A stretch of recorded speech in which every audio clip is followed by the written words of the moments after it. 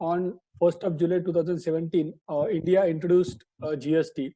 Now, when we introduced GST, certainly there were quite a few expectations which all of us had from GST. For example, one of the basic expectation which we had was that at a policy level, GST should be stable. But it's extremely unfortunate, you would have seen that there have been numerous policy level changes also. When we talk about policy level changes, Minal madam, I think there are Yeah. few mics which are not on mute mode. If you can, that would be wonderful. That's helpful. Thank you, madam. So friends, at policy level, we had certain expectations that policy should be stable. But unfortunately, you would have seen that when we are looking at GST right now, that there are many policy level changes which have taken place. Now, one of the most important policy level change which you will recall, that in the month of November 2017, just after introduction of GST, we had just spent around 3 to 4 months into GST. And suddenly in the month of November 2017, we were told that the restaurant sector would now be outside the ambit of GST. That means they would not be in a position to claim input tax credit. So while the basic objective of introduction of GST was to remove tax cascading, to remove the all scenarios wherein the credit would not be available, but unfortunately at a policy level, the decision was made within just 3 to 4 months once we introduced GST, that now input tax credit would not be made available, would not be given to certain industry such as restaurant. Friends, there is one comment which we have received that our voice is not audible. I hope we are audible. If not, then please mention that in the chat box.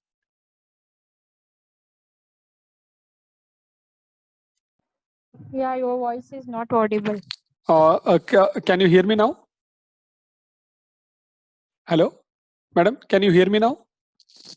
Yeah, now I can hear. Acha, wonderful, wonderful. I think there was some signal problem. So let's continue.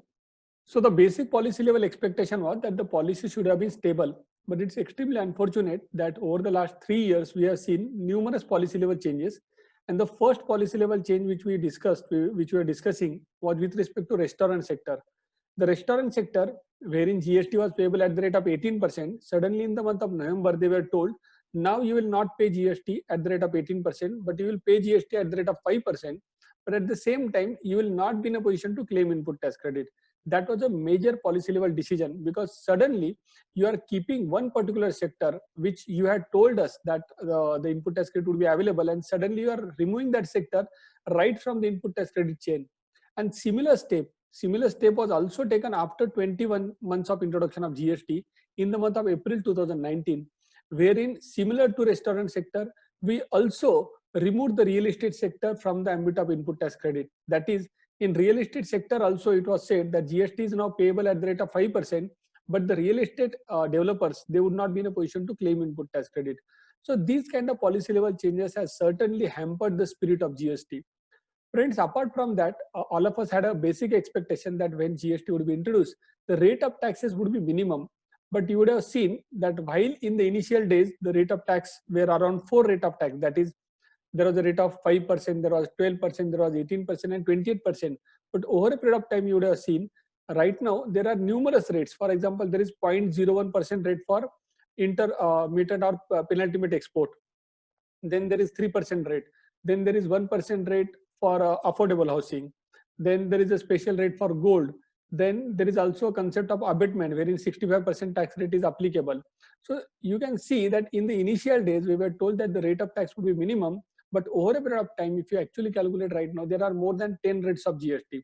And that's where the life becomes a bit complicated for most of the taxpayers, because you are unable to understand what is the rate of tax which is applicable for your product. Friends, additional even complication which has cropped up in GST, you will recall in good old days, in excise times, you would recall that in excise era, there was a specific Central Excise Tariff Act, correct? There was a SETA which was available. And by referring to Central Excise Tariff Act, you could have easily identified the rate of tax. But there was nothing sort of a specific tariff which was made available to us. And that's where many taxpayers were finding it extremely difficult to identify the rate of tax applicable to their product. And we can share with you one of our client, which was into online retail as well as physical retail. They had more than 15,000 products, and the life literally became a bit miserable for them, because they had to struggle to understand what is the latest rate which is applicable. Because you would have seen that many a time whenever the GST council used to meet, every time they used to every time after the meeting, there was always a discussion about the rate of tax, whether it would be increase or whether it would be decrease. Again, there are few people who are saying that the rate of this volume is a bit low. Madam, is it low? The volume? I think right now it's because I can hear yeah, properly. na? Perfect. I think there would be. So, friends, we will also request what we have seen in the past. If you are connecting through a laptop, no, the voice would always be better. If you are connecting through mobile, the speed of the net typically then there is a problem. That's why try to connect on a laptop rather than trying to connect on a mobile. So moving ahead with friends, the discussion. Then the third part was that as far as policy level discussion is concerned, the threshold we expected that the threshold should be reasonable. But you will recall that in the initial days, the threshold was just 20 lakh rupees for goods as well as services. Fortunately, after a separate thought, the threshold for goods was increased to 40 lakh. But as far as threshold for services was concerned, it continued to be 20 lakh only. Now, you would have seen that as far as the system level changes are concerned, typically the expectation was that in the initial days, the system would be a bit flexible. But it's extremely unfortunate that the system was rigid in nature, because whenever we used to file a return like GSTR 3B, we were told that we cannot revise the GSTR 3B return. And similarly, there were many such scenarios wherein once you file the return, it was literally impossible for the taxpayer to revise the return. And that's the unfortunate part of GST, that in the initial days when people were trying to understand GST and understand the system, in that particular point of time, GST system should have been more than flexible.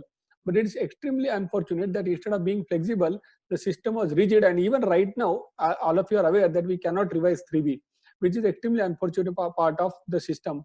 And also, there are many errors which keeps on cropping up. Recently, we were handling one of the refund case for our client. The client has paid IGST appropriately, the goods has been exported, but the goods which have been exported and the GSTR1 return which is appropriately filed, but still the refunds are not getting processed because there is some system level issue which is yet to be resolved.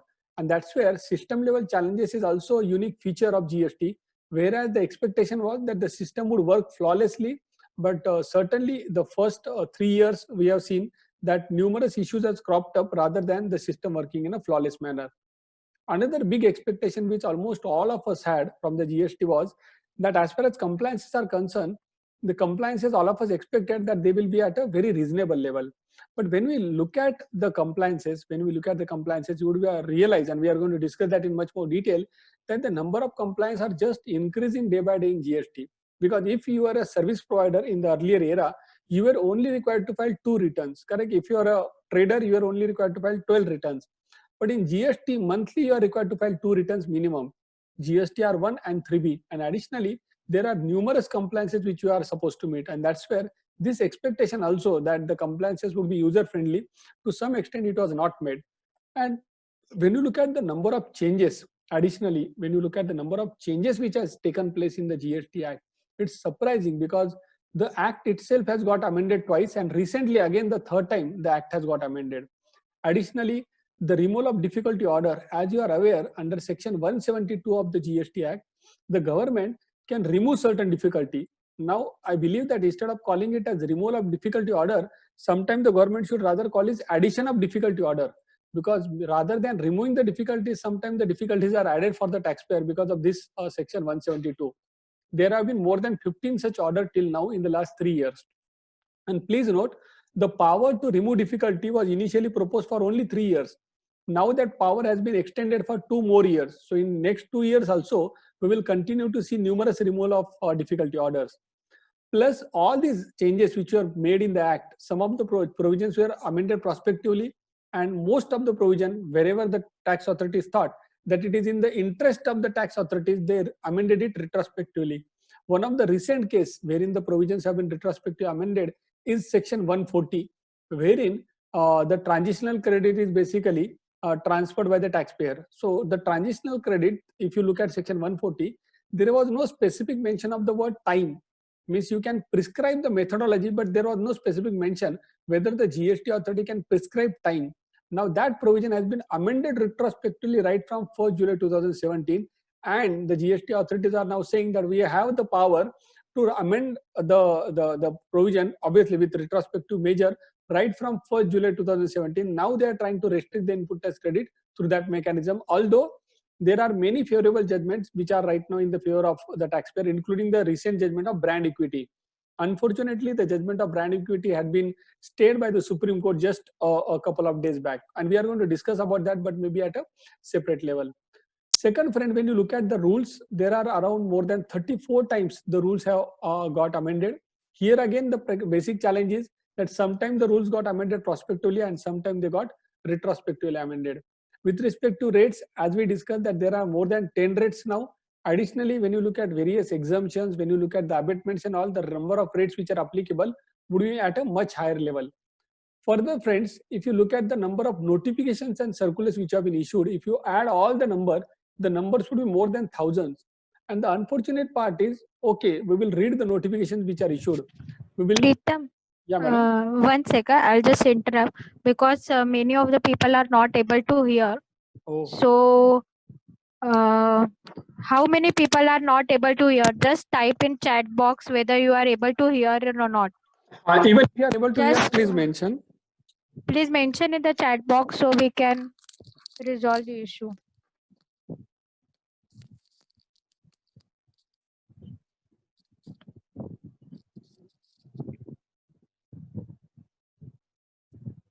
Only we will request if it is audible, please mention.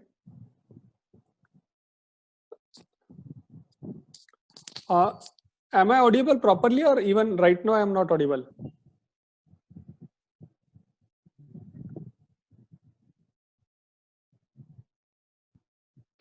Am I audible properly now?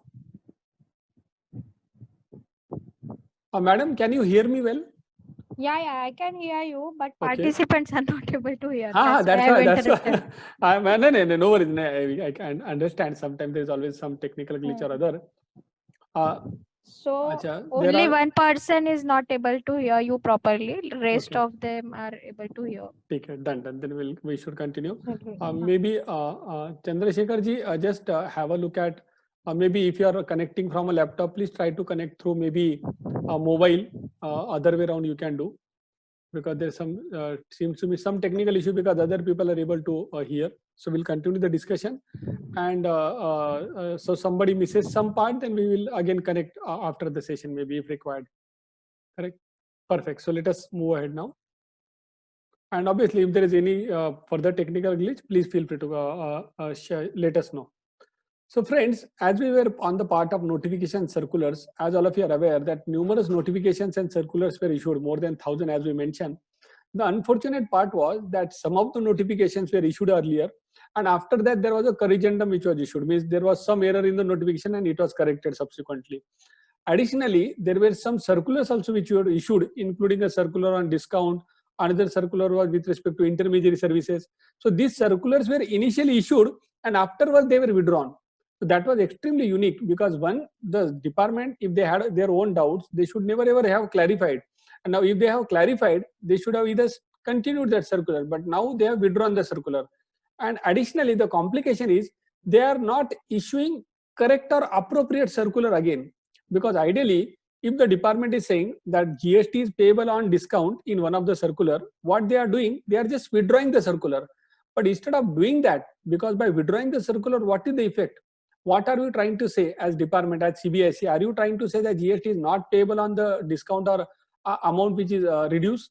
If that be, then you should have written that specifically and issued appropriate circular or clarification overriding the earlier circular. But that has not happened. So that's where some circulars have been issued and then withdrawn, but the impact of withdrawal of circular is not very much certain. And that's where it adds an additional layer of complexity as far as GST law is concerned. And to add to the complexity even further, there have been numerous press releases, flyers, FAQ, council minutes, as well as the various Twitter replies which were issued in the initial days of GST. And even right now, obviously the number of Twitter clarification has reduced, but even that continues. So you can understand the kind of complication which has been introduced in just first 3 years of introduction of GST. Now, as if that was not enough, you also additionally had various cases So the cases of even the Supreme Court has recently pronounced certain judgments. So it was not that typically what happens that whenever a law is introduced, it takes at least a decade before the matter reaches the Supreme Court level. But even just first 3 years of introduction of GST, the matter has already reached the Supreme Court level, and Supreme Court has already pronounced more than 10 judgments on various issues. And additionally, there are many cases which are right now pending before the Supreme Court. There are more than 500 plus High Court level judgment which have been pronounced, plus around 1000 plus advance ruling and appellate advance ruling have been pronounced. NAPA order, more than 100 NAPA, that is National Anti-Profiteering Authority order, have been pronounced. Plus, there is one entity called as GSTAT, which is yet to be operational, but that is once that will be introduced, again there will be numerous case laws which they are going to pronounce. So you can understand that in the first 3 years of introduction of GST, the basic expectation all of us had was that we are enough, means we had enough of excise and service tax law, which was all the time undergoing change. There were numerous cases which were there under the excise and service tax regime. So we thought that GST law would be much better, and we will have low number of cases, we will have less number of complication, and the life would be much better in the GST regime. But that expectation never ever got fulfilled in the first 3 years. And when we look at the next 2 years, we hope and we believe that rather than the number of the issues reducing, the issues will only increase, and we will share with you why. One of the basic reasons which we believe that why the number of issues is going to go up is because of the fact you would have realized in the last 3 months, the GST collection has dropped significantly. And you would be aware that right now in the third year of GST, the expectation was that the departmental authorities would be coming to carry out GST audit at the premises or place of the GST payers. Even few of our clients had even received certain notices saying that we'll be coming to carry out the GST audit. But unfortunately, because of Corona crisis, obviously the audit never took place. Now what will happen? The tax collection will go down, and when the department authorities will struggle for recovery of taxes, the likeliness of the initiating the audit may be through video conferencing and all. And that time, because there would not be there may be some gaps in explaining the issue and all, the likeliness of more issues being taken up, the likeliness of more show cause notices being issued would be much higher, because there would be a substantial drop, revenue drop in the GST collections. So friends, with this now let us move to the next part, that is the compliances part. So policy level discussion we had that the policy level, at a policy level GST is a bit complicated, and that complication has continued. Now when you look at compliances level also, you would have realized that the number of compliances which have been introduced under GST is numerous, because you are filing your GSTR1 and you are filing your GSTR3B. But at the same time, in the month of December 2017, you would have filed your TRAN1 and TRAN2. Additionally, you are expected to file your ITC04. ITC04, I think all of you are aware, is a job work return. Now, in the initial days, we were told that in financial year 17-18 and 18-19, we should file job work return. And many of us filed also. Even we filed a job work return for few of our clients. And after that, we were told that there was no requirement to file job work related return in 17-18 and 18-19. Now, we don't know what will happen to 19-20. Maybe few people will file their job work return, and maybe after few months, the GST Council will say, you don't have to file your job work return now. We don't know when that will happen, but likely to happen. E-way bill. E-way bill is one of the compliances wherein in the old excise regime, you never had to file these kind of documents on a daily basis or on a real-time basis.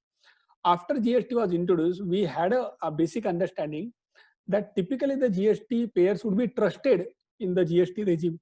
But it was extremely unfortunate. Rather than trusting the GST payers, I think by way of e-way bill, the old mechanism of physical control was indirectly introduced, wherein every time a taxpayer was removing goods, he was told that he should actually file a e-way bill, and then only he should remove the goods. So that was one of the big compliance and big downer, I would say. That was a step which was a retrograde step rather than a positive step as far as GST is concerned, that is introduction of e-way bill. Then we had this anti-profiteering related disputes. You would have read in the newspaper that numerous companies, including Hindustan Unilever, Pizza Hut, many of them were subjected to anti-profiteering related cases, and then notices worth hundreds of crores were slapped on them.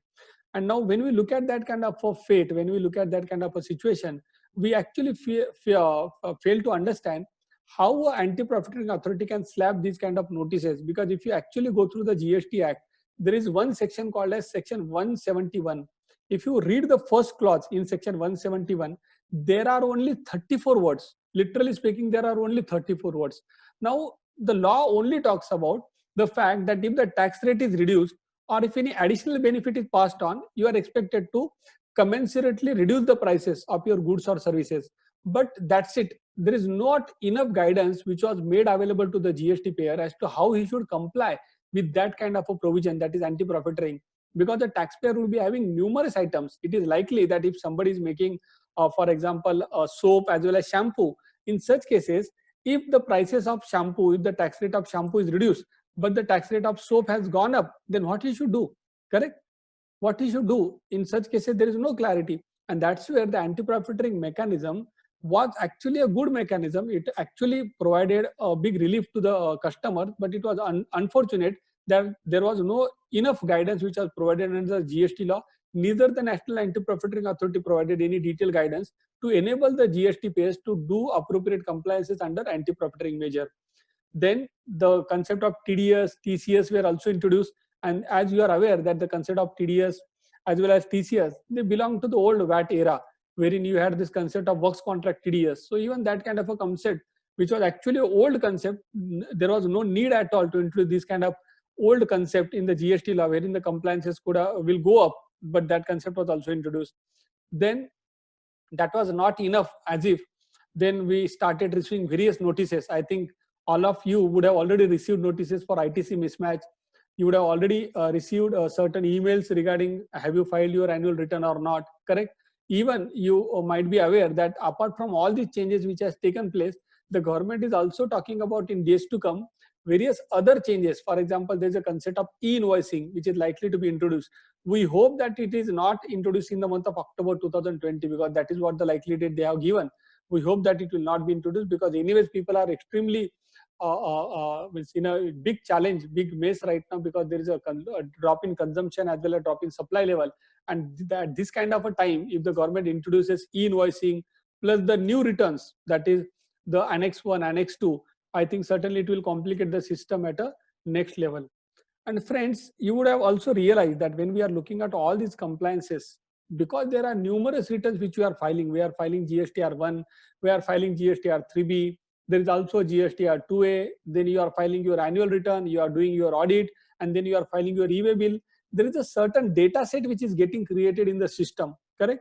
Now, what the GST authorities would like to understand is that whether these data sets are matching or not. For example, all the sale which you are showing in your GSTR 1, whether that sale will match with your GSTR 3B or not, that they would like to understand. Then, whatever input tax credit which you are claiming in your GSTR 3B, whether that is appropriately appearing in your GSTR 2A or not, that they will like to understand. Then whatever sale which you have shown in your GSTR 1 and 3B, whether it is matching with your income tax returns, whether it is matching with your financial system or financial statement or not, that they will like to understand. Plus your annual return should actually match with all the sales which you have shown in your GSTR 1 as well as your GSTR 3B. Similarly, the total of all the e-way bill which you have issued should ideally match with the GSTR 1. Obviously, in certain cases, it may or may not match because of some specific reason, correct? But that is what they will expect. And then they will say that you reconcile why it is not matching. Because then some cases you might be sending some goods for repair purposes where you are generating a e-way bill. Now, in such cases, the data would not appear in your GSTR 1, but the authorities will say, no problem, then you do a reconciliation. And that's where reconciliation, I think, is one of the biggest dampener, is one of the biggest letdown in the GST regime. And all of us would actually spend our lifetime, I believe, in reconciling all these numbers. Because this GST should have been extremely simple, wherein all of us would have been only expected to file one return, but we are expected to file numerous returns. Additionally, instead of asking the taxpayer to do compliances at a monthly level, literally the GST authorities are asking us to do compliance at an invoice level. That is, you are expected to match the input tax credit at the invoice level. You are expected to generate a e-way bill at the invoice level. So that's where I think the complications are only increasing. That's where the complications have increased to a large extent, because instead of trusting the taxpayer, to some extent we believe that GST authorities are trying to get into the invoice level data and question the taxpayer's intent as well as the calculation on an invoice level. And that's where the GST law has become more complicated rather than being a simple GST law as we were told, because in the initial days, you will recall, we were told that GST would be good and simple tax, but we don't see any good and simple tax, at least in the first 3 years of GST. We hope that in the next 3 years at least, we can relive our dream of making GST good and simple. So friends, moving further, now the kind of discussion we had till now was around the background of GST, and I think most of you would be aware about this background as well, but we just thought that it is good for all of us as a participant that we should be on the same page, and that's where we had this discussion. Now, what we are going to discuss in the next 3 days, the 4 days, the thought process would be that we'll be discussing some of the critical or key provisions. And which are the key provisions in the GST law? The first and foremost, the most important key provision in the GST law, as all of you are aware, is the charging section. Now, can anybody in the chat box mention which is the charging section under the GST law? Can you please specify which is the charging section?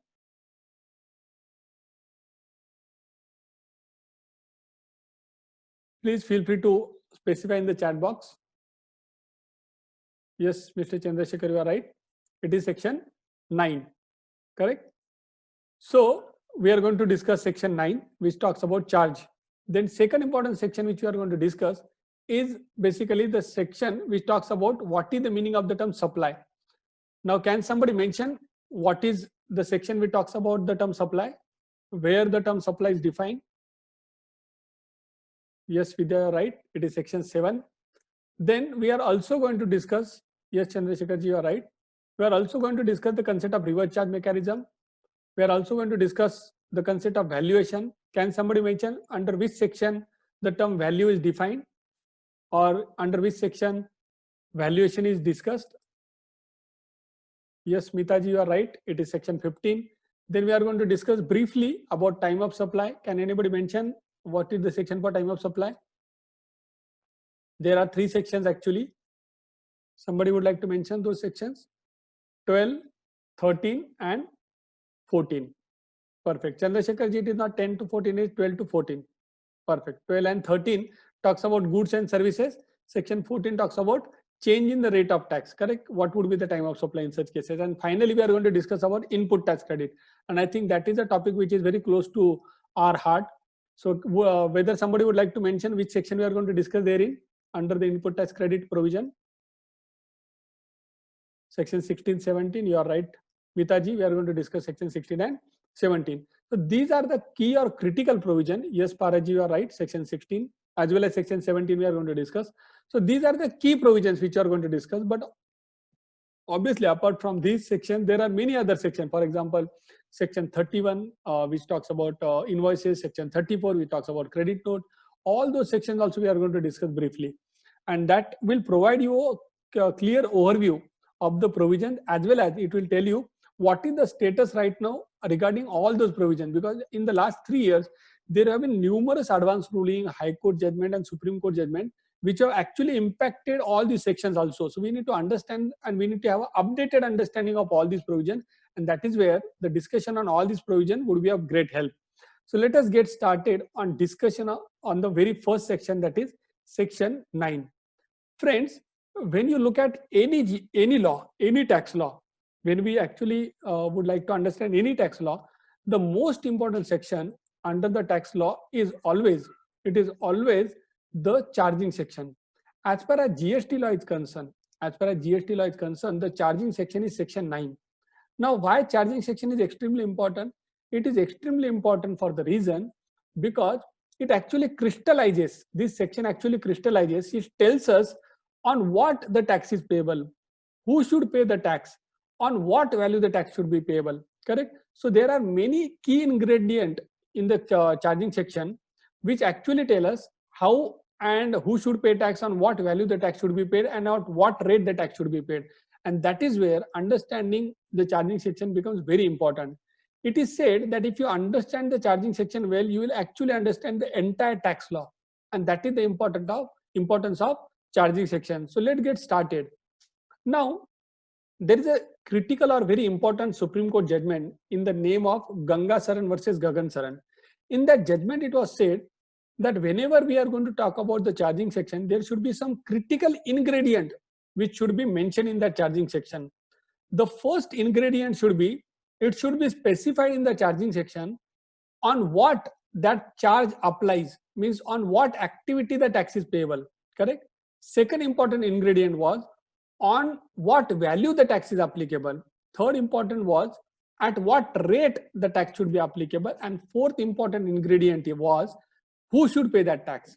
So these four key ingredients should always be there in any charging section. So let us understand whether these four ingredients are there in the section 9 or not. So let's get started. Let's understand the section. The section reads as subject to the provisions of subsection 2. So this section, before it starts, it talks about subject to the provisions of subsection 2. So you will have a doubt, what is subsection 2? Subsection 2 talks about the fact that there would be certain items, there would be certain products which will be in the initial days outside the ambit of GST. And which are these products? There are 5 products. I think all of you are aware. These are petroleum products: crude, petrol, diesel, ATF, and natural gas. These are the 5 products on which GST right now has been kept at abeyance, means it is not applicable. So what it means, subject to provisions of subsection 2 means 5 products we have, for the temporary period, we have kept outside the ambit of GST, correct? Now the section reads as, there shall be levied a tax, means apart from these 5 products, there shall be levied a tax called as central GST on all intrastate supplies. Means this tax is applicable on all intrastate supply. If the transaction is interstate, I think all of you are aware, if the transaction is interstate, what tax would be applicable? IGST, correct? But if the transaction is intrastate, CGST and SGST would be applicable. Now please note, it is applicable on all intrastate supplies. Please note the word which is mentioned in the charging section, all. That means there is no exception which they have created, correct? They are saying on all intrastate supplies, the tax would be applicable. Now, there is another important words which are there, on all intrastate supplies of goods or service or both. Means tax can be levied on goods transaction, it can be levied on services transaction, or it can be levied on both the goods and services when you supply together. After that, it reads as, on the value determined under section 50 and at such rate not exceeding 20% as may be notified by the government, and obviously collected and collected in such manner as may be prescribed, and it shall be paid by the taxable person. So what are the key ingredients which are there under the charging section? First, it tells us that GST is payable on all intrastate supplies, correct? So the most important word here is that tax is payable on supply. And we need to understand what is the meaning of the term supply. Second important thing is that it says that subject to subsection 2, that means petroleum products are out, and after that it says except on the supply of alcoholic liquor for human consumption. That means even alcoholic liquor for human consumption is out, correct? But please note, the petroleum products are for the temporary period they have been kept out, but as far as alcoholic liquor are concerned, they are permanently kept outside the ambit of GST. The third important aspect is that tax is applicable on the value determined under section 15, which we are going to separately discuss, and the rate would be as may be notified. And that's where you would have seen that there have been numerous notifications which have been issued by the government.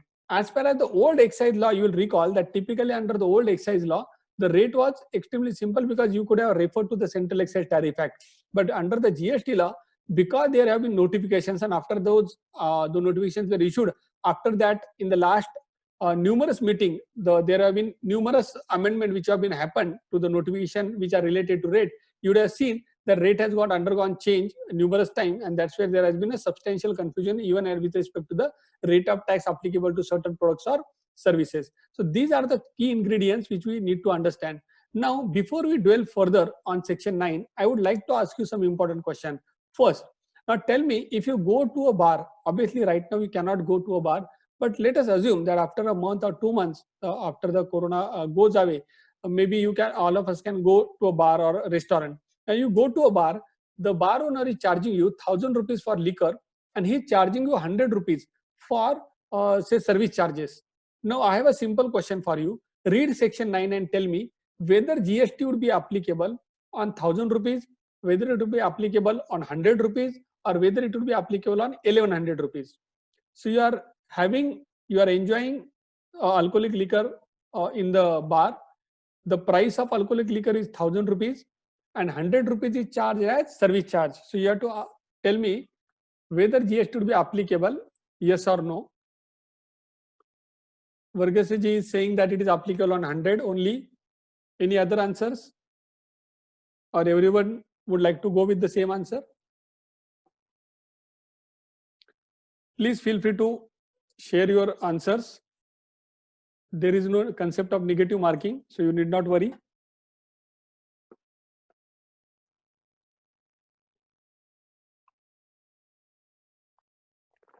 Paraji is saying on 100. Gopalji is saying on 100. Vidya is saying not applicable. Meeta is saying on 100. I think we have 4 answers wherein it is said that it is applicable on 100 and 1 answer wherein it has been said it is not applicable. Now please read the section 9 again very carefully. If you read the terminology, you will realize what it says, except on the supply of alcoholic liquor for human consumption. Now please note, you are being charged 100 rupees for what? Can you go in a restaurant and only say that bill me for service charge? Will it happen? The service charges will only be applicable if you actually get a liquor in that particular bar or restaurant.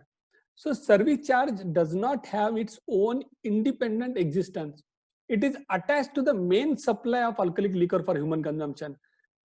That's where one can say that entire 1100 rupees is actually for supply of alcoholic liquor for human consumption. It is not the case that 1000 rupees is for liquor and 100 rupees is for service. When you practically look at it, the entire transaction of 1100 rupees is arising only because you are enjoying a liquor in that particular restaurant or bar. And that's where, in our view, friends, the GST would not be applicable on 100 rupees because you are looking at the entire transaction of supply. And if the principal supply, if the principal supply is not subject to GST, then one can take a view that even the incidental supply will not attract GST.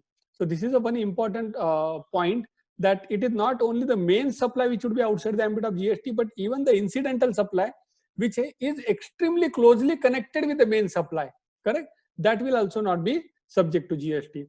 Obviously, when you have mentioned, few of you have mentioned that GST could be applicable, that view also is possible. And we have come across some of the restaurants, we have come across some of the bars wherein they do charge GST on the service charges. So your answer is also not wrong. And in GST, that's the beauty. Nobody is ever wrong. If you are paying GST, you will find some advance ruling wherein it is said GST is applicable. If you are not paying GST, you will find some advance ruling or case laws wherein it will be said GST is not applicable. So to some extent, the beauty of GST law is whatever you say, nobody can be wrong. But that's on the lighter part, friends. As far as the view is concerned, in our view, as we have discussed, as we have shared the reason also for the same, that GST may not be applicable on the 100 rupees also, correct? So now let us move ahead. I have another question for you. If you are buying a plot of land, correct? You are tired with now because of Corona crisis. You are a bit tired to stay in the same flat. So you say that I will get a few, maybe a few some meters of, maybe few square acres of land, correct? And I will set up my own property there. Now you are getting a developed property, maybe at a in maybe Lonavala or some outskirts of the town, correct? And when you are buying that plot, the developer is saying that get this plot maybe of 3,000, 4,000 square feet plot. He will charge you a particular amount as a development charge. So the question is whether GST would be applicable. So I will give you example: 1 crore rupees for the plot of land, 10 lakh rupees as development charges. So whether GST would be applicable on 1 crore or whether it would be applicable on 10 lakh or whether it would be applicable on the entire transaction of 1 crore and 10 lakh. This question is very much similar to the previous question which we discussed. Appears a simple question, but a bit complicated to understand. But based on the previous question, I think should be on the development charge. Advance ruling is wrong. Varghese ji is saying on the entire amount 1.10 crore. Friends, here also please try to apply the same analogy which we discussed. for the previous example. Here, when you are trying to buy a plot of land, correct, what are you buying? Are you getting development charges? Can somebody only buy development charges? Practically, can you only say that because the plot is very costly, it is for 1 crore rupees, you don't give me a plot, just give me development charges, that is 10 lakh rupees, that is what I can afford practically. Can we say that? No. So inherently, the development charges are intrinsically connected with the main supply. In our view, one can take a position that when somebody is supplying a plot of land, GST may not be applicable on the entire contract value, including the piece, the plot of land price. Obviously, it's going to be a bit litigative position because there are already advance ruling on the subject, but still that position can be adopted. Friends, please feel free to share your views, because in certain cases it is likely that your view, our view, or some of the participants' view may not match, but that is totally fine. But just try to understand, the purpose of the discussion is try to put across our views and try to see whether there are any legal basis to change our views or to substantiate our views. So feel free to comment, feel free to share your views. Chandrasekhar ji is saying that service element is only development related while sale of land is exempted. Chandrasekhar ji, we are going to discuss schedule 3 also. In schedule 3, sale of land is excluded specifically. It is said that it is neither goods, neither services. So there again, we are going to discuss this particular point. So for the time being, let us move ahead with the understanding that in the example which we gave, GST would not be payable on the entire price of 1 crore and 10 lakh, because 10 lakh rupees development charge is intrinsically connected with the sale of the particular plot. So should we move ahead, friend? Yes. Now another important question which I have for you. The section 9 talks about all intrastate supplies, correct? What is the word which is used? Supplies. So can one say that if somebody in the entire year is only making one supply, correct? So as a Pritham Maurya and Associate, as a chartered accountancy firm, if we only provide one consultancy in 1 year, correct? Let us assume that we have given only one advice, and we have charged our client 1 crore rupees for that advice. One single advice throughout the year, and we have charged 1 crore rupees. Now, can we take a position that in the GST law, what is written? All intrastate supplies. That is, it is plural. It is not a singular word. Can I take a position that I will not pay GST? Because GST is applicable on supplies, and I have only undertook, I am only undertaking one transaction only of supply. So can I say GST is not payable by me because there is one single transaction? Do you agree with that view? That if somebody is undertaking a transaction of 1 crore rupees, he is only providing one advice, he is only, let us say, selling one good only, correct? He is only selling one goods. Can he take a position that no GST is applicable because GST is applicable on supplies as per section 9? Yes, Varghese ji, but I am saying, yes, I am crossing threshold, but understand what is the terminology which is used here? Intrastate supplies. See, read this word, supplies. What is written? Supplies. It is plural. Can one say that if the transaction is singular, GST would not be applicable in such cases, although the amount of transaction is above the threshold? In our view, it cannot be said. Why? Because if you look at the General Clauses Act, it is said, if you look at the General Clauses Act, it is said, whenever in the act there is a reference to a plural term, it includes singular and vice versa. That's where whenever there is a reference to a plural term also, it will include a singular term also. So even if somebody is carrying out only one transaction, still in such cases, GST would be applicable if you are crossing the threshold. So friends, that was our important discussion with respect to the charging section. Now, as we understood that the charge is applicable on all intrastate supplies, that's where we need to understand what is the meaning of the term supply, correct? So let us go to section 7 now, 7, to understand what is the meaning of the term supply. Yes.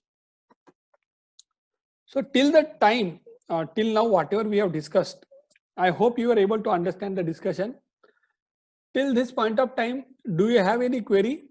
If yes, please feel free to share your queries. If not, then we can move on to our discussion. I hope you are able to enjoy the discussion. You are able to understand what we are trying to share or discuss. Please feel free to mention in the chat box. If there is any query in the Q&A section or in the chat box, you can add. The query should be ideally related to the previous discussion which we had. If not, then we can move ahead. So let's move ahead, friends. So friends, till now we discussed about the charging section. Now let us understand the next important section, that is supply. I think all of us now know the GST is payable on supply, correct? That is what is mentioned under the GST Act section 9. Now we need to understand what is the meaning of the term supply. Now please note that ideally whenever there is a particular term which is mentioned in the act, ideally that term should be defined under one particular section, and that section should be ideally section 2, because you would have seen that there are more than 120 definitions under section 2 wherein various terms are defined, correct? But it is extremely surprising that instead of defining the meaning of the term supply under section 2, the government decided, the legislators decided to define section 7, to define the term supply in a separate section, correct? And that's where it's extremely important for all of us to understand why this decision they would have taken, that instead of defining the meaning of the term supply under section 2, they have used a separate section, completely new section they have used, that is section 7, to define meaning of the term supply. Why, or what could be the reason for the same? Friends, in our view, the reason could be that it is for the first time in the history of our constitution that we are trying to tax activity of supply, wherein we are trying to tax the entire supply chain practically. So whether you are a manufacturer who is supplying the goods, whether you are a trader who is supplying the goods, or whether you are a service provider who is supplying the goods, irrespective of the fact whether you are a trader, manufacturer, or service provider, and whatever you might be supplying goods or you might be supplying services. You might be buying and supplying the services, you might be importing and then supplying the services, or you might be buying goods and then supplying the same. Whatever can be the scenario, the government said whatever the transaction, if it qualifies as supply, you will be liable to make payment of GST. And that's where they said, let us define it separately, because we are not trying to tax a particular activity such as manufacture, which was limited in its scope, such as sale, which was again limited in its scope, such as service, which was again limited in its scope. What they said, we will try to tax the activity of supply, which is actually we are trying to say, wherein we are trying to say that we are trying to tax the entire supply chain. And that's where they gave a separate section to the term supply, correct? And that could be one of the reasons that they had a separate section by section 7 instead of adding the meaning of the term supply under section 2, because there are more than 120 definitions, and that's where they wanted to give due importance to the term supply, and that's where they introduced a separate section. Now, second important aspect is that please read the heading of the term, heading of the section 7. What it reads, how it reads? It says scope of supply. Please note, they are not saying definition of supply. They are not saying meaning of supply. What they are saying, scope of supply. Means what? They are trying to tell us that there is a scope to the term supply. Please note that the supply is not unlimited in scope. Otherwise, they would have said in that manner. They are specifically mentioning scope of supply. Means if something is not falling under the bracket of section 7, then one can take a position that it is not a supply only. That is second important thing I would like to keep, which you should keep in your notebook, that the heading of the section 7 is scope of supply.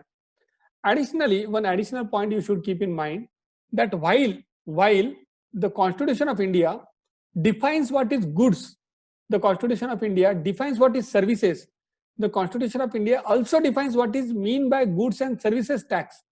But the Constitution of India does not define what is the meaning of the term supply. Please, please note this point, because this is again very important. For the first time, we are defining what is the meaning of the term supply under section 7. And that's where section 7 becomes very important section for us to understand. Now let us understand section 7, how it reads. It starts with, for the purposes of this act. Now, please highlight this word for the purposes of this act. Means what?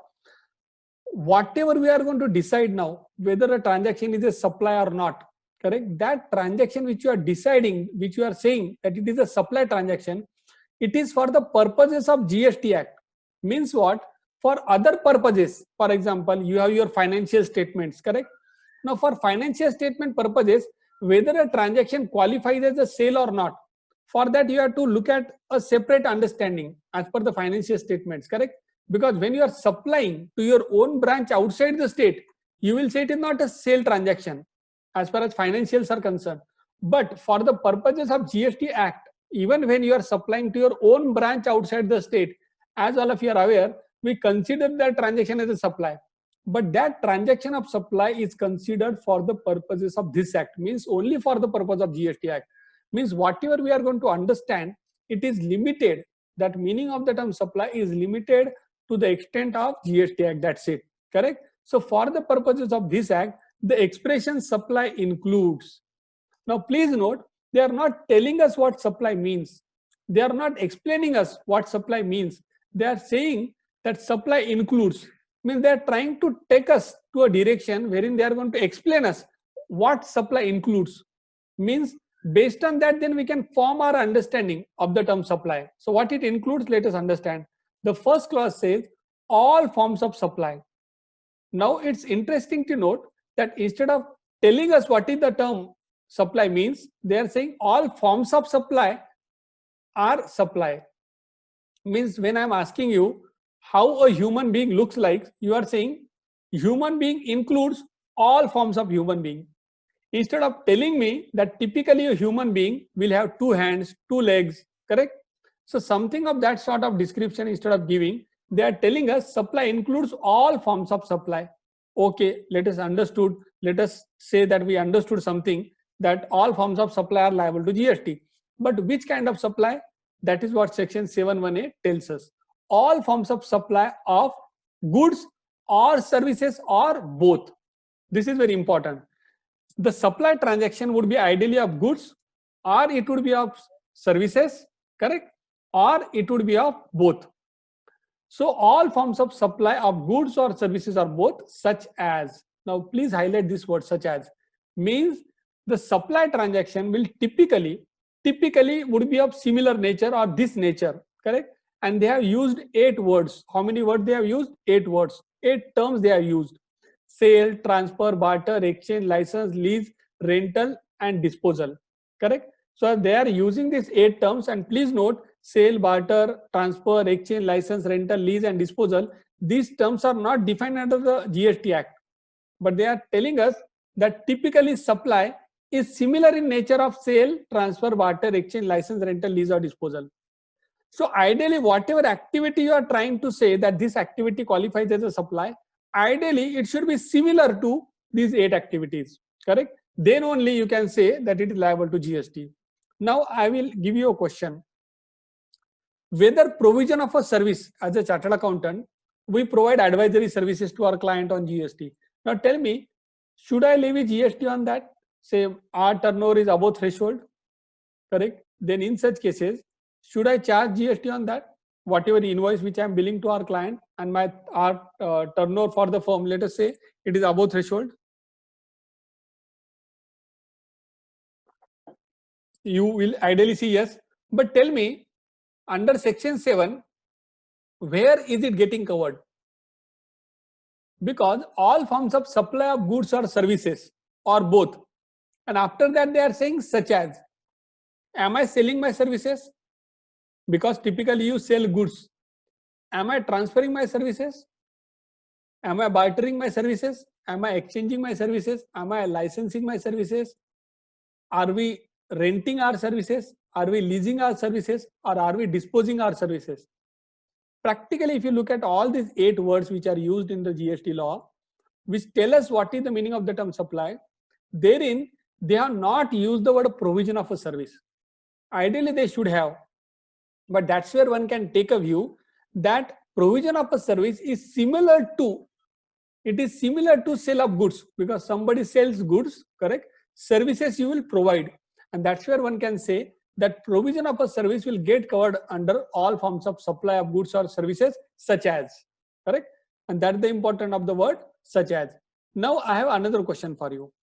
Now you have read this terminology, correct? 8 words. Now tell me, if you are buying a flat, if you are buying a under construction property, if you are buying a under construction property, whether GST would be applicable on that transaction or not. I think all of you are aware that typically there would be 2 types of property. One, a flat which is completed, correct, wherein completion certificate is issued, correct, there no GST is applicable, all of us will agree. But what if the flat which you are buying is an under construction property, wherein completion certificate is not received, whether GST would be applicable? Paraji is saying no. Any reason for the same?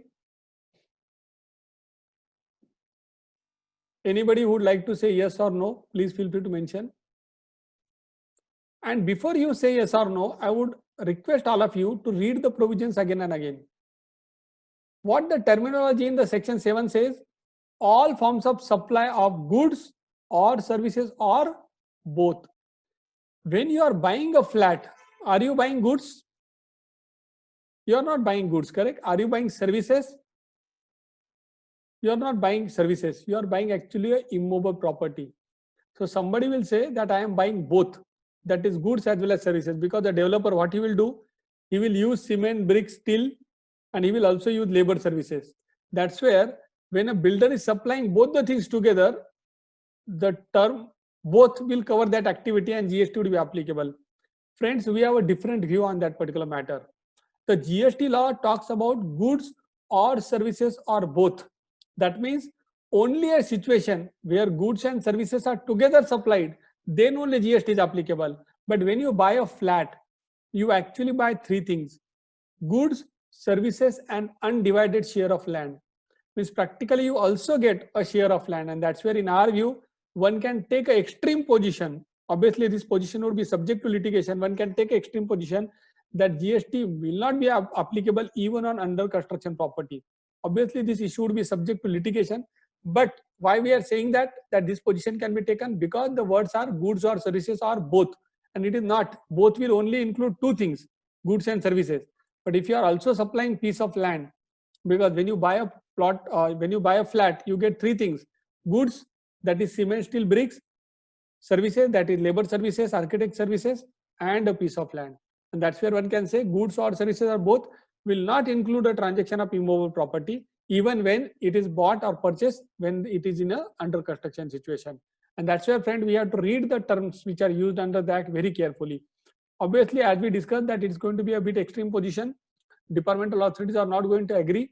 It's going to be litigated one, but that kind of position, I think in days to come, people will take. Another important point is, as we move ahead, it says disposal made or agreed to be made for a consideration by a person in the course or furtherance of business. Means what? To qualify a transaction as supply, you need to ensure that the transaction of supply should be for a consideration. Means if you do a transaction without a consideration, can it be said that GST is applicable in such cases? If somebody takes a lecture, correct, if somebody delivers a lecture without a consideration, so you are training somebody and you are not charging a single rupee, can you say GST is payable in such cases? Answer would be no, because typically supply for a consideration is liable to GST. Means there should be a supply and there should be a consideration. Unless and until both the conditions are fulfilled, that is, there should be a supply and there should be a consideration, one cannot say GST is applicable. If you are only supplying without consideration, correct, there is a supply but there is no consideration, in such cases GST is not applicable. Similarly, if there is a transaction wherein there is a consideration involved but there is no supply, in such kind of transaction also GST would not be applicable. I will give you an example. When you are donating something, correct, when you are donating something, if you are donating 5 lakh rupees, correct, to a particular trust, whether GST would be payable by that trust because they are gaining 5 lakh rupees from you, because there is a consideration, the amount which is received by them, 5 lakh rupees. Please note that amount, they are receiving 5 lakh rupees, but are they doing something for you? Are they expected to do anything for you? The answer is no. That's where there would be a consideration. There is an amount which is involved, but there is no supply which is happening. That's where in cases where there is a consideration or amount, but if there is no supply, one can take a position easily that there is no GST which is applicable. Similarly, if there is a supply, but if there is no consideration, then in such cases, typically GST is not applicable. But please note, and in the next few points, we are going to discuss that there are certain situations wherein GST is applicable even when the transaction is made without consideration. That is separately covered under Schedule 1, and we will discuss that separately. Now let us understand the meaning of the next terms, next words which are used under section 7(1)(a), that is in the course or furtherance of business. So friend, supply of goods or services is liable to GST if it is made for consideration and that activity should be in the course or furtherance of business. Now I have a question for you. I have a question for you that if you are selling your old car, if you are using a BMW, correct? You had this BMW 7 Series with you. You had purchased it for 1.5 crore rupees. Now you would like to sell it for say 90 lakh rupees, correct? You have used it for 1 year and you want like to sell it for 90 lakh rupees. Now please note that this 90 lakh rupees sale will practically mean that you are crossing the threshold of 40 lakh rupees, correct? Now tell me, can you say that GST is applicable in such cases? You would be required to obtain a registration and pay GST. Or let us take another example. You are selling your used, you are having in your house gold, and you are selling gold worth 90 lakh rupees because right now the prices are good. You are saying that I will sell that gold and get 90 lakh rupees. Can it be said that you will be required to obtain a registration under GST law and you will be required to pay GST? And herein, I think these last terms would be of importance, these last words, that is in the course or furtherance of business. Selling gold is not your business, correct? Selling car is not your business. These are your personal assets. And that's where whenever somebody is selling a personal asset, ideally it should not be covered under the ambit of GST. And in such cases, GST would not be payable. But if somebody is in the business of selling of used furniture, if somebody is in the business of selling of used cars, in such cases, GST liability would trigger. I think there is no doubt on the same. Now friends, let us move ahead to the next clause, that is section 7(1)(b). And what that clause is, that for the purpose of this act, the expression supply includes import of services for a consideration, whether or not in the course or furtherance of business. Means what? That if you are importing a service, typically you will either import goods or you will import service. If you are importing goods, as all of you are aware, typically import of goods is governed by the Customs Act, wherein you will pay basic custom duty as well as IGST. There is no doubt you will end up paying GST. But what about services? Because services, correct, are intangible in nature, they don't have to pass through the customs border, correct? They will be directly imported in the country. And that's where the GST law makes it very clear that if you are importing certain services, you might be downloading some software, you might be using certain software, you might be paying some license fee, correct? So for example, in case of Zoom, somebody might be paying some license fee. So in such cases, the transaction, if it is for a consideration, then ideally in such cases, GST would be payable. And please note, in case of import of services, GST would be payable under reverse charge mechanism. Now somebody is asking a question, what if a company is selling a car, used car, whether in such cases GST would be payable? The answer is yes. If you are selling as a company, you are selling your old assets, you are selling your old furniture, in such cases GST would be payable. And why it would be payable? For that you will have to refer to section 2 subclause 17. Write it down, section 2 subclause 17, wherein the term business is defined. And you can understand that business will not only include the business of profession, but also activities which are ancillary or incidental to your business of profession. So even when you are selling your old assets, your old furniture, you are getting new, then that activity would be covered under the activity of business, and that's where you would be required to pay GST when you are selling as a company old assets or old furniture. Now coming to the third point, that is section 7(1)(c). Supply includes the activities specified in Schedule 1, made or agreed to be made without a consideration. If you refer A and B clause, you would have realized that both the clause talk about the fact that there should be a consideration, correct?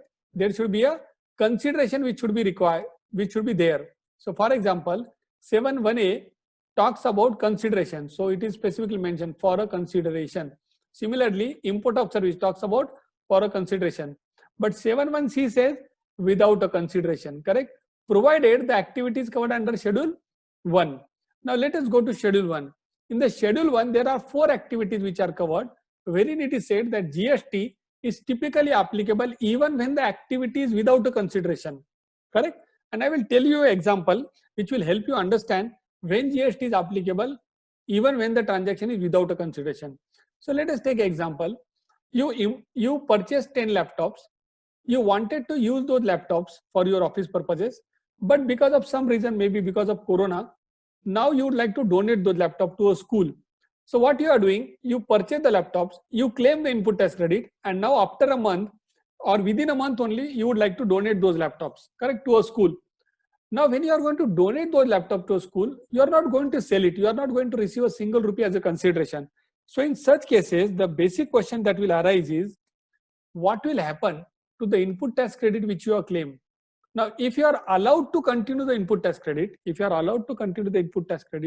the problem would be in such cases that would be claiming the credit and you are donating the laptop. That means you are not paying GST on the output side, but still you are claiming the input tax credit. And that's where, friend, if you look at Schedule 1, it says that certain transactions, when they are carried out even without a consideration, they would be subjected to GST. For example, serial number 1, it reads as permanent transfer or disposal of business asset where input tax credit has been availed on such asset. Means if you claim input tax credit and you permanently transfer or dispose those business assets, in such cases you will be practically either required to reverse the credit or you will be required to pay GST. So that's serial number 1 for you. Now serial number 2, as you are aware that GST law is a destination based consumption tax. That means what? That ideally the tax should go to the destination state where the goods or services are consumed. Before GST law was introduced, typically the levy and tax collection was typically staying with the state wherein the goods originated. For example, if you are selling goods from Maharashtra to Gujarat, in such cases, typically CST was applicable and that 2% CST was collected by the Maharashtra state and it was retained by them. But after introduction of GST, as you are aware, that GST law is a destination-based consumption tax wherein the tax should ideally go to the destination state. So how to transfer the input tax credit in such cases was a big question. And that's where in the GST law, the government came out with the IGST model. And to support that IGST model, Schedule 1, serial number 2 entry was created, wherein if you are transferring certain goods, if you are transferring certain services to your related person or to a distinct person. Now, who is a distinct person? As you are aware, in the GST law, every person who is having multi-state presence, correct, he is required to obtain registrations based on the presence which is having in different states. So the basic principle is one state, one registration. So if you are having presence in 5 states, you will be required to obtain 5 registration. Now, as per serial number 2, if there is a supply of goods or services to your distinct person also, that is PAN number is 1, but because you obtain a separate registration in another state, given that situation, you will be required to pay GST even when the transaction is with your distinct person, that is your own PAN number. Now, this is the interesting part.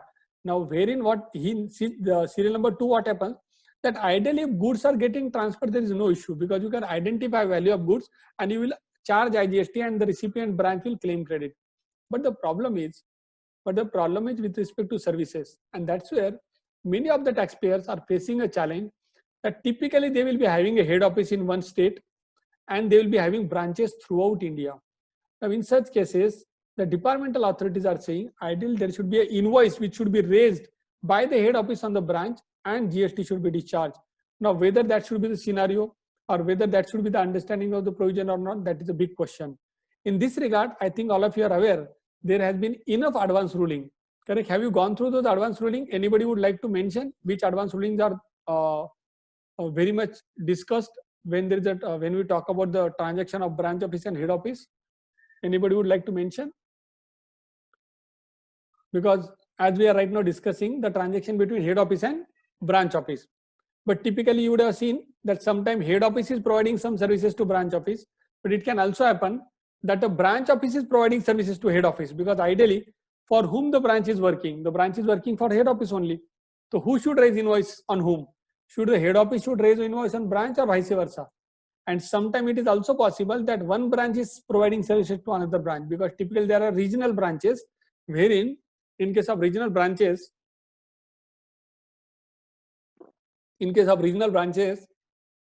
one lead branch, one main branch will provide services to other branches. So how you should do the invoicing? In that context, I think all of you are aware, there have been numerous advanced ruling. There are few advanced ruling on goods part and there are few advanced ruling on services part. As far as goods part is concerned, all of you will agree that when you are transferring goods,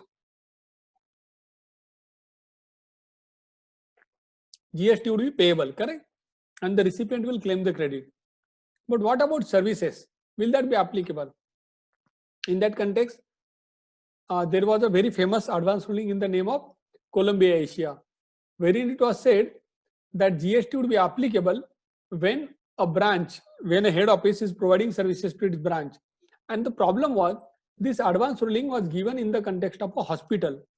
And as all of you are aware that typically hospitals are providing exempted services of healthcare and they would not be in a position to claim the credit. And that's where this advanced ruling created a huge uproar in the public domain.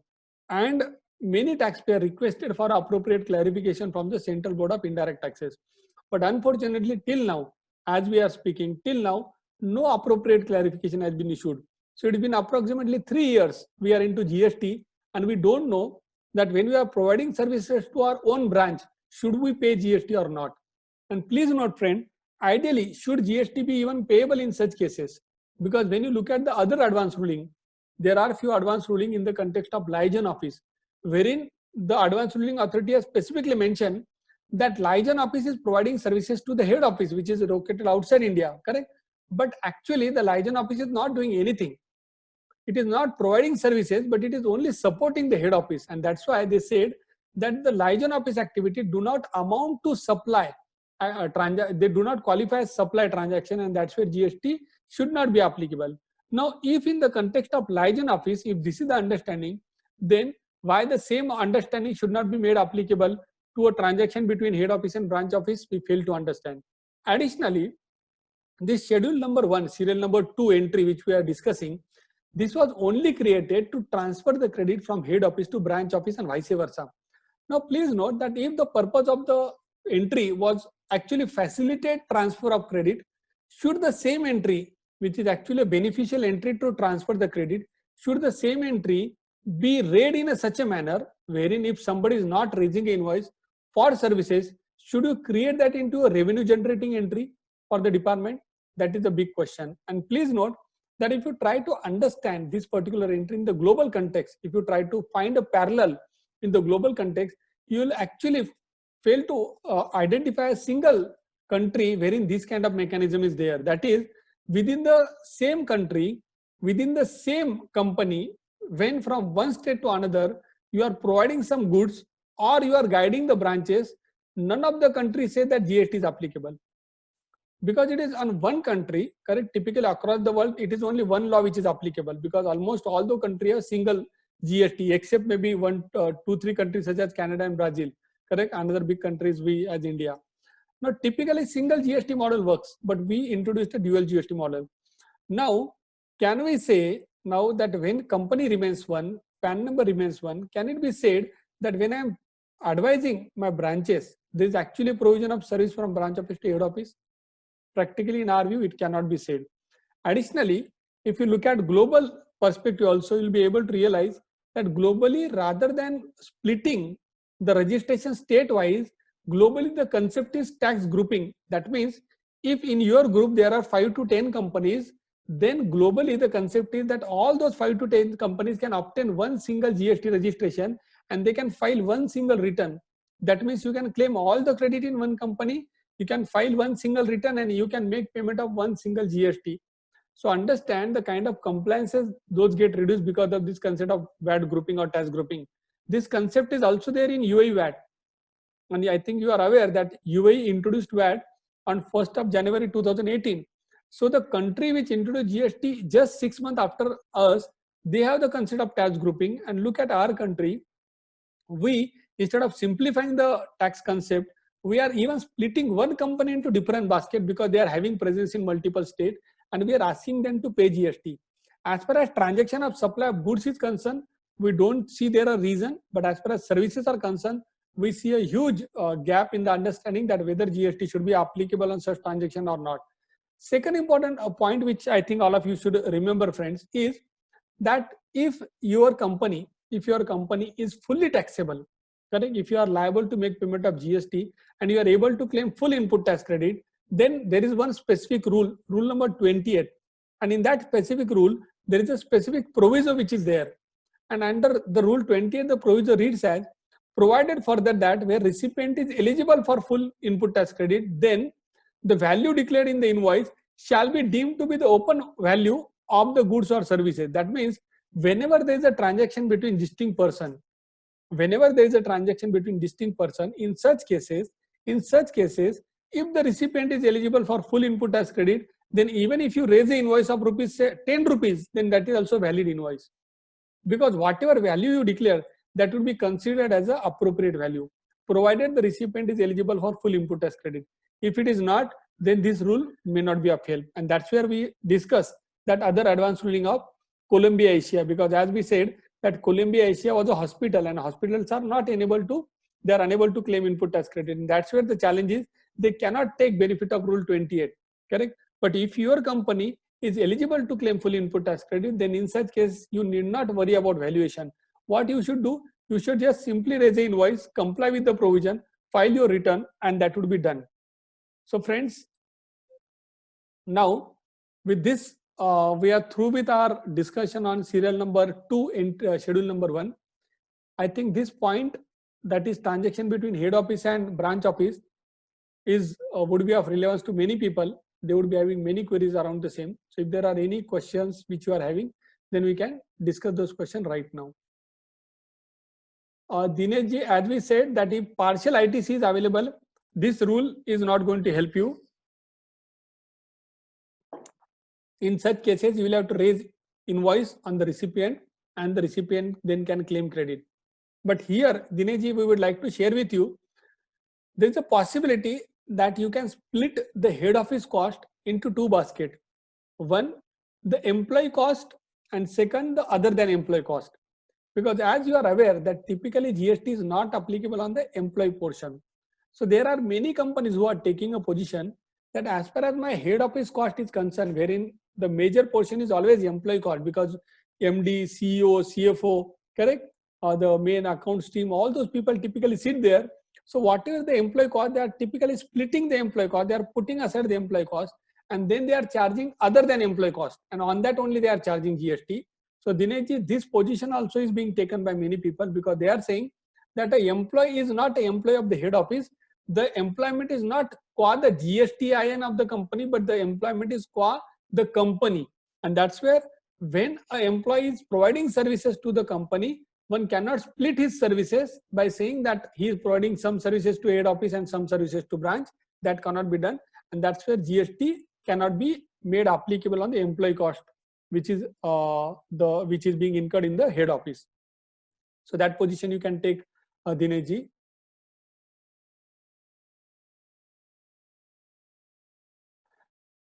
Paraji is saying that they have purchased certain ERP software, and the GST credit they have claimed in Mumbai. Yes, Paraji, what you can do, see, whenever there are certain specific purchases which you are doing for your branch office, what you can do, if there are 100 licenses which you have procured, 30 licenses are for head office and 70 licenses belong to the branch office. What you can do, you can claim credit of the entire 100 the licenses, and the 70 licenses which you are going to provide to other branches, you can raise the invoice for the same. That can be done. And please note that if you are able to claim the credit, correct, if you full input tax credit is available at your branches, then in such case you need not worry, because whatever is the value of invoice which you are declaring, that would be acceptable. So let us move ahead now. So friends, there are around now, we are having 5 to 7 minutes.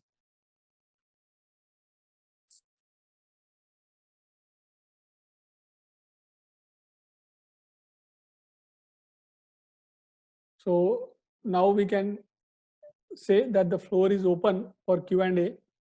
So we'll reserve the next 5 to 7 minutes only for Q&A. And if the Q&A is done, then we can move to the next part. Yes, Paraji, you can take 2 invoices from your software company. You can tell them to raise the invoice, one on head office for 13 licenses, and for the balance 70 licenses, they can raise invoice on the respective branches, and respective branches can claim credit.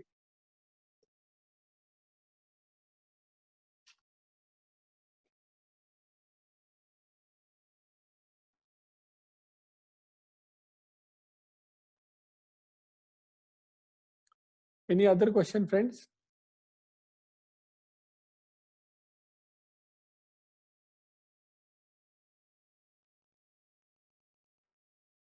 So participants, we have around 5 to 7 minutes. So what we would like to do, because today is the first day, we would like to devote next 5 to 7 minutes for Q&A, so that the basic concept which we have discussed, on those concepts, if there is any doubt, we can answer those doubts. If there are no questions, then we can move further and cover the remaining part.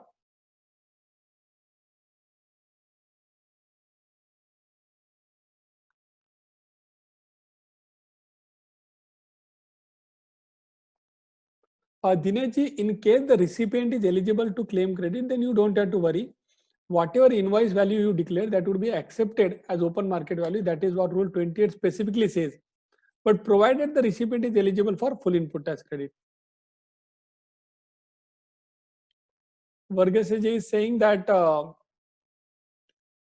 is ITC available, ITC against rent of. So Vargaseji, you are actually not charging rent to your branch offices. You are actually cross-charging all the cost which you are incurring at the head office. So though one of the cost component would be rent, which is related to immovable property, but you are going to charge IGST to your branches, and that's where the credit of IGST which you are going to charge would be ideally available to the recipients.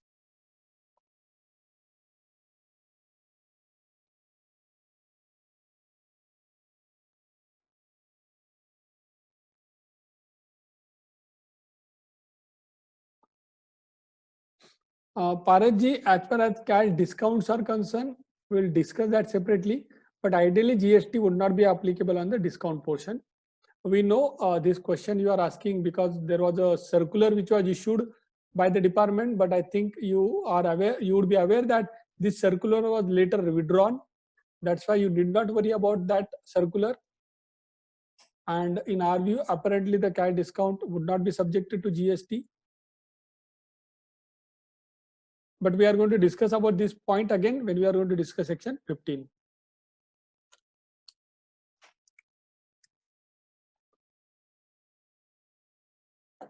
So if we are through with the question and answer, we can discuss few other points and then we can conclude for the day. So friends, we started our discussion on the charging section, correct? And then we did our discussion on section 7. Section 7, we talked about the fact that typically supply for consideration in the course or furtherance of business is liable to GST. Then we said import of services are liable to GST. Then we said that certain transaction, when you carry out even without consideration, they would be subject to GST. In that we saw 2 transactions, correct? Serial number 2, wherein we saw 2 transactions. One, supply of goods or services between related person and then between distinct person. In that context, in the context of distinct person, we did a discussion on head office and branch offices. Now, please note that serial number 2 also has a proviso. As an employee and an employer is considered to be a related person, if there is a transaction between both of them, there can be a question whether it would be liable to GST or not, because it is likely that the employer can typically give some gift to the employee, correct? Now in this year, because of COVID-19, it's very unlikely that employees are going to receive any gift. Rather, the basic salaries have been reduced. But let us assume that if some gift is given by the employer to employee, then in such cases the proviso provides that gift not exceeding 50,000 rupees in the value in a financial year by the employer to the employee shall not be treated as supply of goods or services or both. That means when a employer is going to give a gift to the employee, and if the value of the gift is below 50,000, then in such cases GST would not be applicable. So friends, serial number 3, wherein of schedule 1, wherein GST is applicable without even when there is a supply consideration, is basically a transaction of between a supplier, that is principal, and between the agent and vice versa. So as you are aware that if you appoint an agent, in such cases, even if without a consideration you are transferring goods, in such cases GST would be applicable. And serial number 4 actually talks about import of services from your related person. So if you are importing some services from your related person, in such cases, even if there is no consideration involved, even in spite of that, GST would be applicable. So friends, that was schedule number 1 for you. Now serial number section 7 subclause 1 we have discussed. Now let us go to section 7 subclause 1A.